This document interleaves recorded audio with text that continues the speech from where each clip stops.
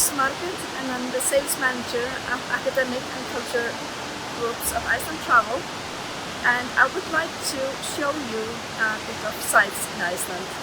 And the first stop I'm going to show you is the site called Hraunfossar, or the lava waterfalls.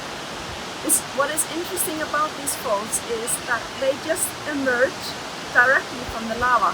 It's fresh, cold water coming from a lava field called Hallmundarhraun, and it just appears like magic from the lava fields. I would like to show you this.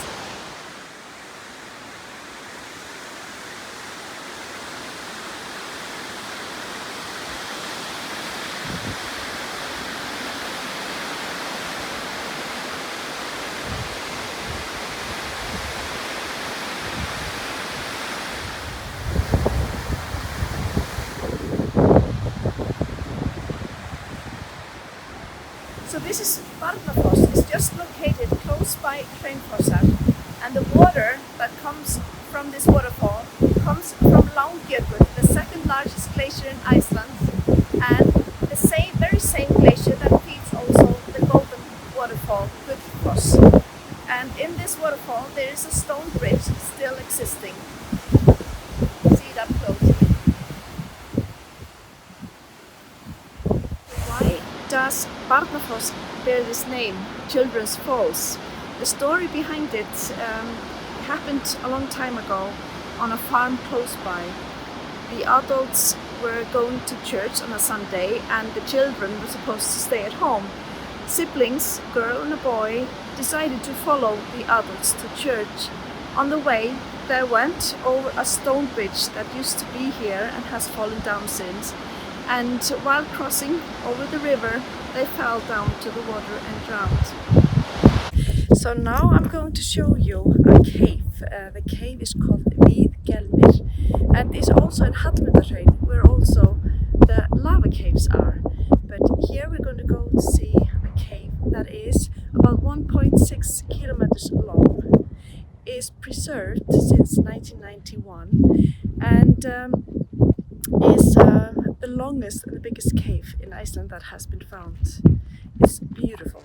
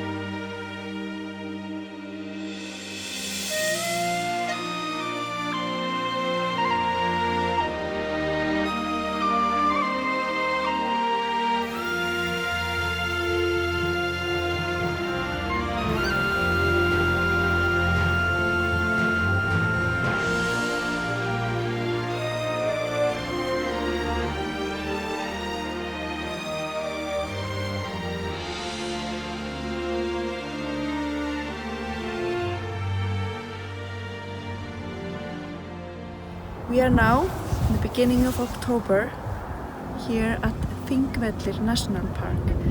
This is, I would say, the most sacred place in Iceland. This is where the heart beats here in Iceland, and a very important location for all Icelanders. This is not only an interesting place to visit for the geology, but also historically. So, because of the geology, if you look around here, then you will see that the landscape is very special. And the reason is that here you can see where the Atlantic Ridge is visible. This is where the tectonical plates are visible, and you can see that they are drifting apart here in Iceland. If you look over here, you will see that the landscape is really torn apart. So you can see the lava, and all the way over this valley here, there are fissures, and you can see also the rifts on the other side there. This is where the other side, the other plate is located. So we are really now here on the American side, the American plate, and over there we'll have the Eurasian plate. So you could say that Þingvellir is a site which is a dream place of all geologists to come and see how visible this is. And Þingvellir is also a part of the Golden Circle tour that most groups which come to Iceland come and see and visit and walk in the area. So here in Þingvellir you also have Þingvallavatn, which is the largest natural lake in Iceland, about 84 square kilometers large. And the lake is also very cold. It is only about 3 Celsius, which is about 37 in Fahrenheit. And the water is coming from cold springs from underneath and originally coming through the lava from the highlands.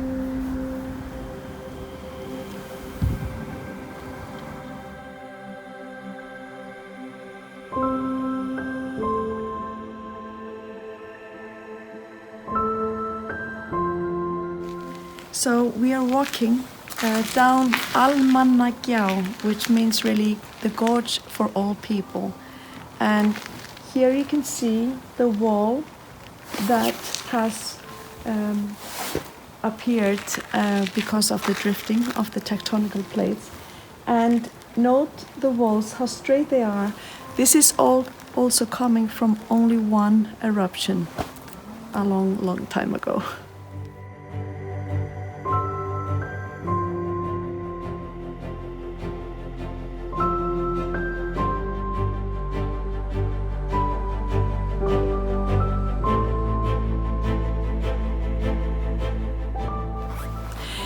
So the history of Þingvellir is also very important for Icelanders, because this is the location where the parliament was established in 930.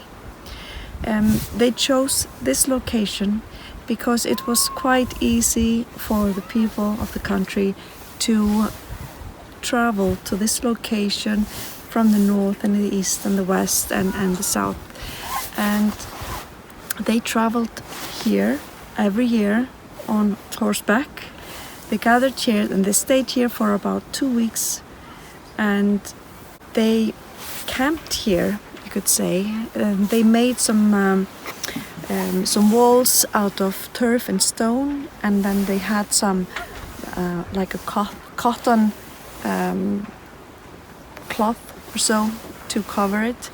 And it was like a tent in a way, and they stayed there for 2 weeks. And you can still see some of the camps that they called booth. It was called booths here in the, if you look carefully. So you can see there are 2 here that you can still see that exist. So everywhere around the path that you walk here through the Almannagjá, there are booths located. You just have to watch carefully, and in the middle of every one of the booths you can find a stone like this, and on the stone it is marked which chieftain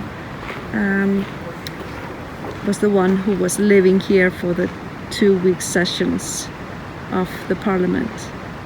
So, like I said, Þingvellir was a very important location for all Icelanders, and they came here, gathered here, and it was open for men, women, children. Everyone were able to come here, and it's thought that there were about thousands of people coming here every year, so it was very important. Here behind me you see a stone over there. And this is the location where it's thought that the law speaker used to stand. And before Icelandic was a written language, then the law speaker had to learn all the law by heart and recite it every year. And he was, you could say, the most important person during the parliament.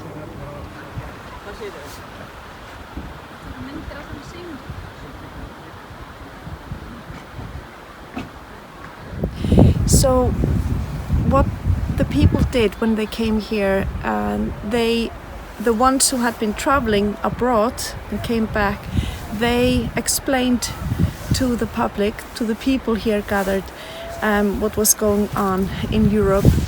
And also when people were coming here, they were also exchanging news. They were even falling in love with someone from another part of the country. So people met here, and also it is thought that the language, Icelandic, developed in a certain way. It didn't really develop much, but we have very few dialects today, because the people met and kept more or less the same language in a way, not many dialects. And the last parliament held was in the end of the 18th century, and then it was moved to Reykjavik and re-established there in the end of the 19th century, and there it still remains as a parliament in the center of Reykjavik. Here we are at one of the fissures that Þingvellir is also well known for, and most people who come here to Þingvellir, they also stop here and take a look at that. And this one is today usually called the money fissure, and you can see why. It's because people have been throwing some coins here, but I warn you, it's too deep or die for the coins. Too deep and too cold.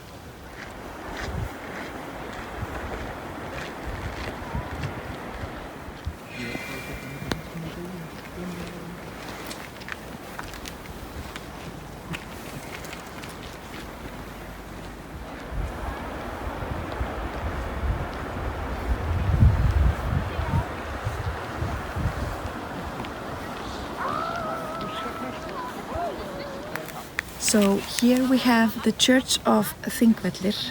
This one was built in 1859 and has been renovated since then. And this is really like a typical church, a small church in Iceland. We have quite many like this, and they are spread around the island. And Þingvellir is actually also the location where it was decided that the Icelanders should change their religion from being heathen to Christian. And at first they were Catholic, and around 1550 they changed to Lutheran. So most people in Iceland are really Lutheran. And one extra information, this is actually the church I got married in 1997.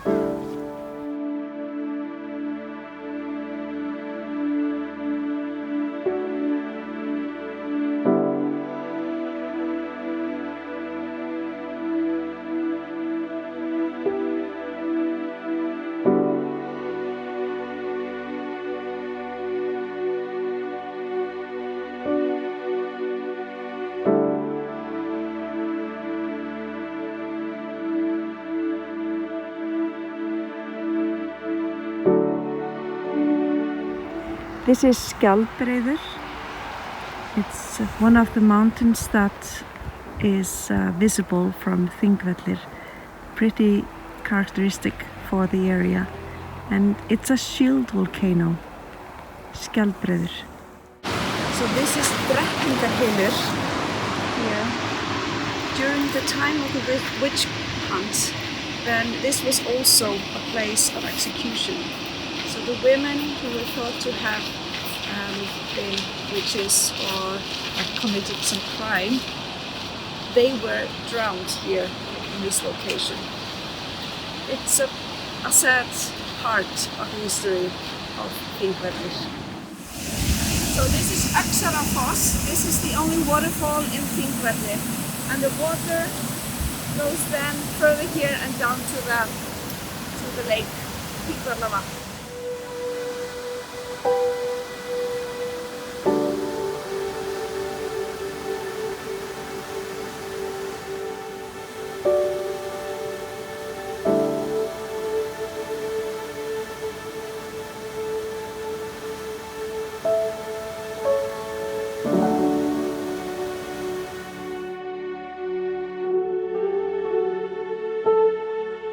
So this place we are visiting now, I'm very excited about it because it's brand new.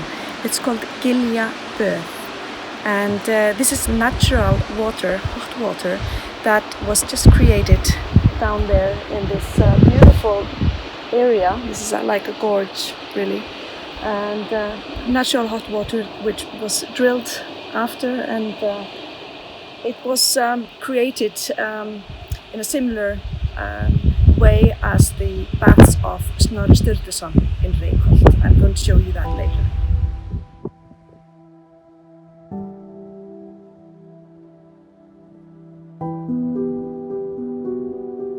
So now we walk down to the gorge, and here we see the beautiful baths that was created just about half a year ago. So how is it? Great!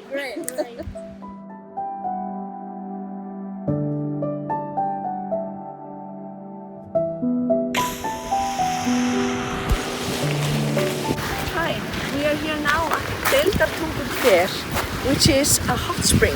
And what is remarkable about this hot spring is that it is the biggest hot spring in Europe. When I say biggest, I mean it produces the most water of all hot springs in Europe, about 180 liters per second.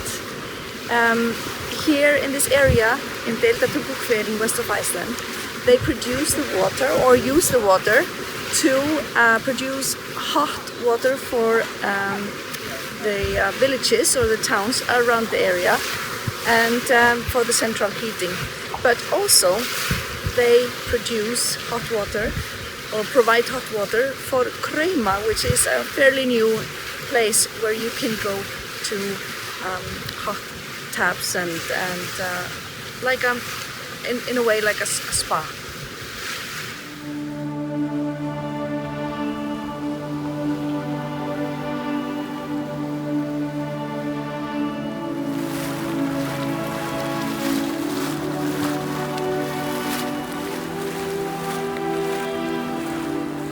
Is the pipeline that transports the hot water to places up to about 65 kilometers away from this area.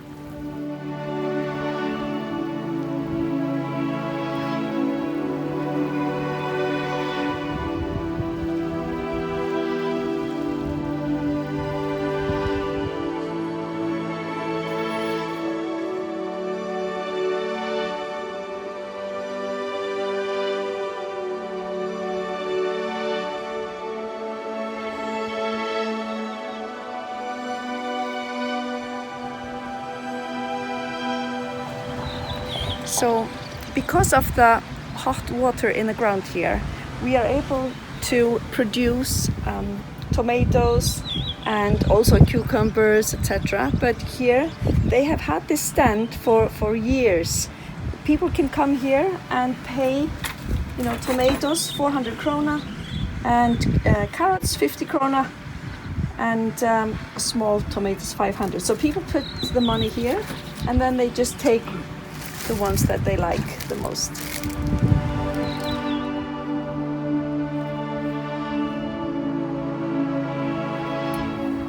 So we stopped at this field here where we can see a group of horses. This is the Icelandic horse, which is very special because it has 5 gates.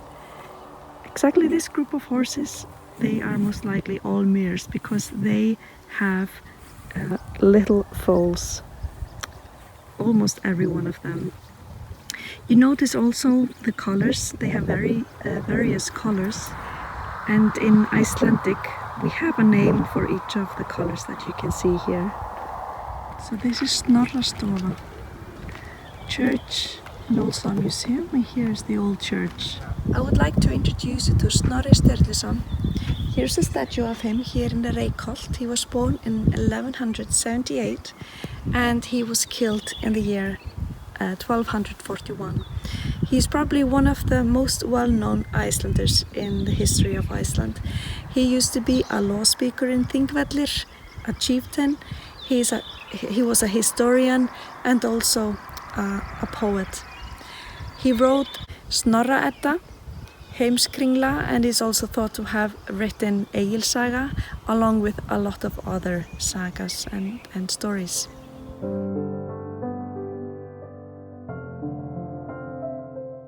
So now we have visited some places in Borgarfjörður, so you can see there's a lot to see and a lot to do, and we didn't even visit all of them.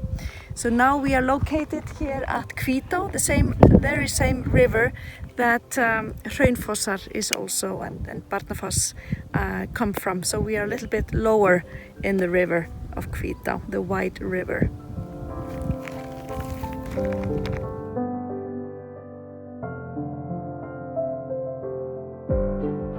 Hi, we are now in Landmannalaugar, which is in the highlands, and me and my family, we are going to hike for about an hour or so, and I'm going to show you the route on the way. But first I would like to show you horses that we see here in Landmannalaugar. So beautiful Icelandic horses. Here we are located in Grænagil, which means the green gorge. Really beautiful green colors. So here we are walking towards Brennisteinsalda, this mountain over there, this red one. Really beautiful colors here. So here we are just halfway to Brennisteinsalda, this mountain here. This is so beautiful. Amazing landscape. You see the lava field that just was flowing here towards the valley. So here we are at the root of the mountain, and here we have some mud pools and sulfur. You can see the colors from the sulfur. So you can't see really much, but it's really beautiful. But you can smell the sulfur. So it's nearing the end of the hike, and my teenagers are getting quite cheerful. So this is the end of the hike of the 2-day. Maybe it took about 1 hour or so. It started to be pretty nice, but then it started to rain. But that's Iceland, that can happen. So you can see over the area how beautiful it is.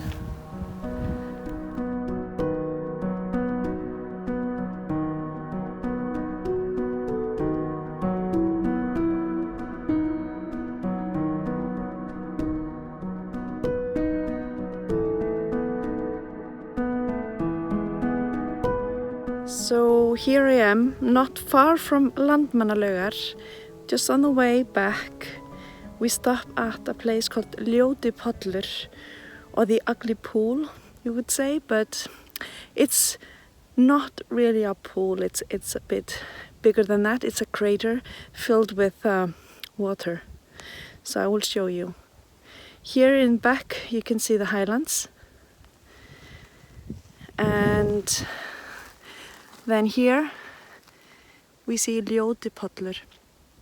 It was formed in 1477.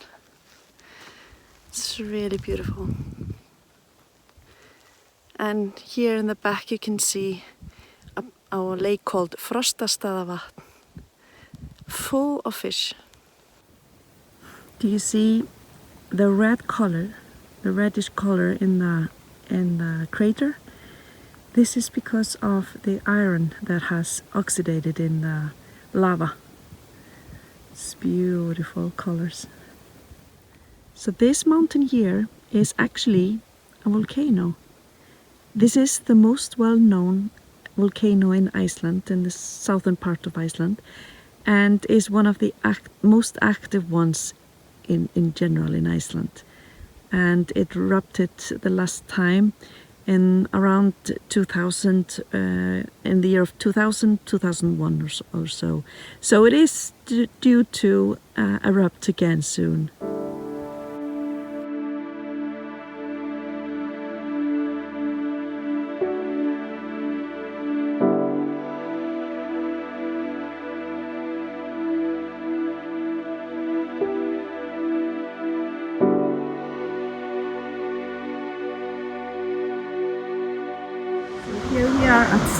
Hraunfossar.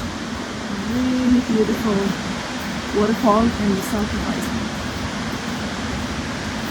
So it's possible to walk onto the top and see it from above. Something that I can recommend for those who are pretty fit.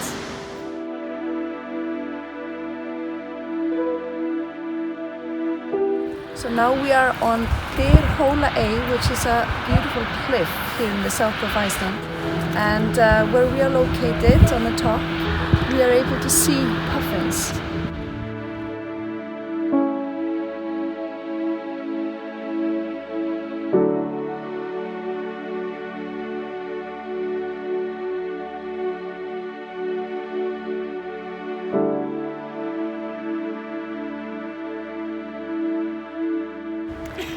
Here we are at Fjarðargljúfur, which is a canyon close to Kirkjubæjarklaustur in the south of Iceland.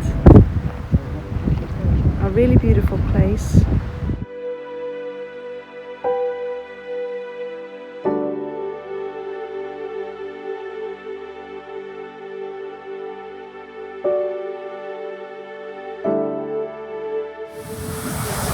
So this is Stjórnarfoss close to Kirkjubæjarklaustur. Really beautiful waterfall. And some are jumping off there to the water.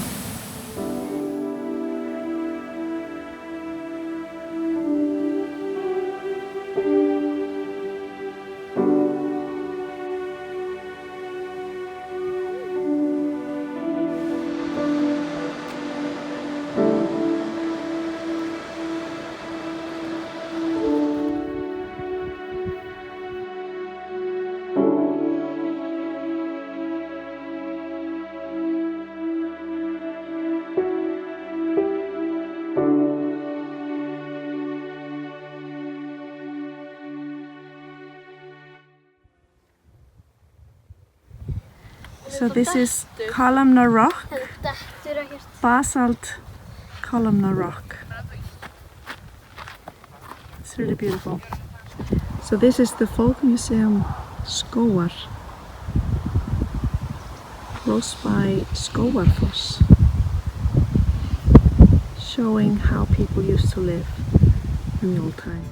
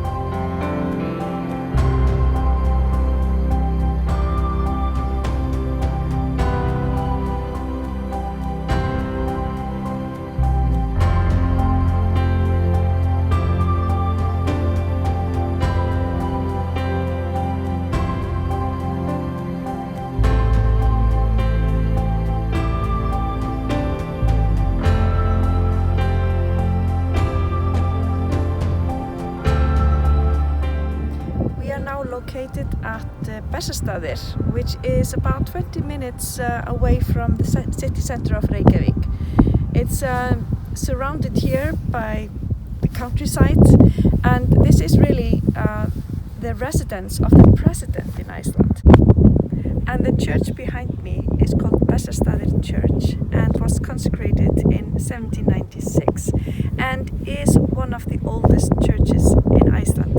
It's really beautiful, in my opinion. Behind the church, however, we have the residence of the Icelandic president. The president we have today is the sixth president of the Republic of Iceland, and his name is Guðni Th. Jóhannesson, and his wife is Eliza, and she comes from Canada and speaks fluently Icelandic. Guðni is very popular in Iceland, and they both are, and he was just this year re-elected, so he will remain our president for the next 4 years. In 1986, Vigdís Finnbogadóttir was elected as a president in Iceland, and what is interesting, and you might maybe know this, she was the first woman to be elected as a president of a whole country in the world. So we are very proud of that, and she was our president for 16 years. As you can see, there are no fences, there are no guards, so people are free to come here and look around. But it is, however, an unwritten rule that you should not pass the church, the back of the church, to approach the residence itself. So people respect that, and the president can feel safe here. Here in front of Perlan, the Pearl, which is a very interesting site indeed as well, in Reykjavik, we are going to end the videos for this summer. It's already October and we started in June, and I really hope that you have enjoyed the travels with me. And if you are interested to see more about Reykjavik, there is another video that you could also watch. So thank you very much. I hope you have enjoyed this.